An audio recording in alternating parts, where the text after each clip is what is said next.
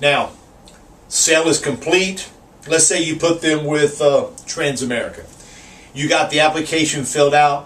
What I like to do is give myself an additional opportunity to make what I do better, to where the client remembers exactly what they've done. I've already given the clients the leave behinds.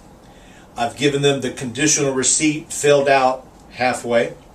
On the application, I have not written in the $10,000 for Frank and the $15,000 for Marie. I left that blank on the application for this reason here. The deal is done. The deal is finished. Everything is over with. You're going to sit and say at the end, say, I appreciate you taking the time to visit with me and taking care of this here.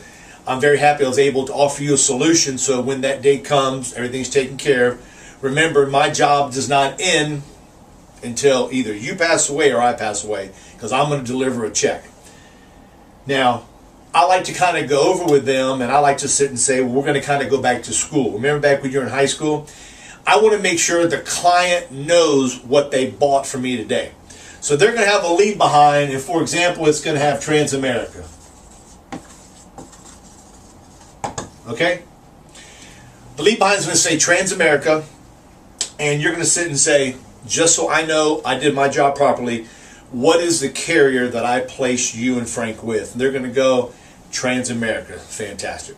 You're going to sit and say, well, what date are we drafting your first premium? When did we agree on your bank sending your first premium payment in?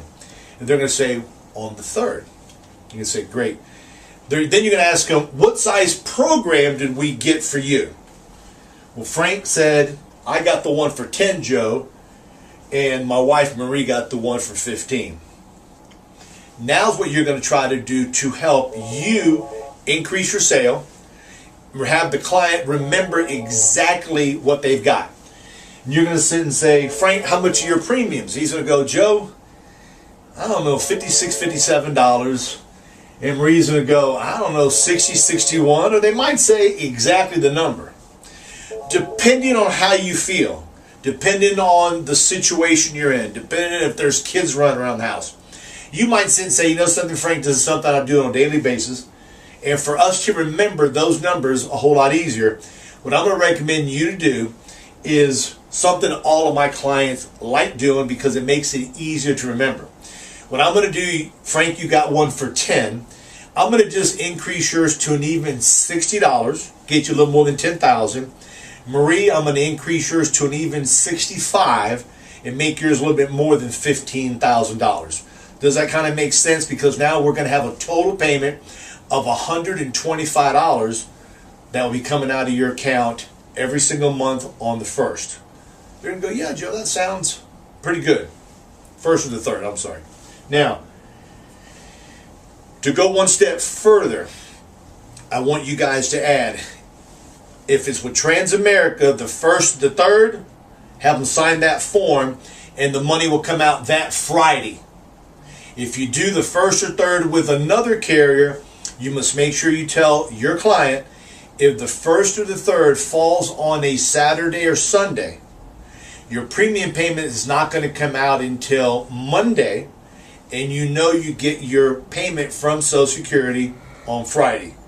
So please make sure that you keep that $125 in your account to where you don't lose this program we started today. Now, what I'm going to tell you to go one step further is call the clients up who are on the 1st and the 3rd. Make a phone call on that Wednesday, Thursday, and Friday to remind them, because sometimes they don't remember. And when your check goes to be drafted on Monday for your commission and it bounces, now you got to go running around the corner to try to find them to either get it reinstated or have a chargeback. So take your time, look at these forms here. Always remember, try to keep these over 50. Round up, you make more money. In closing, if we round this one 5 and round this one 3 for an even $8, 8 times 12 is $96 of annualized premium.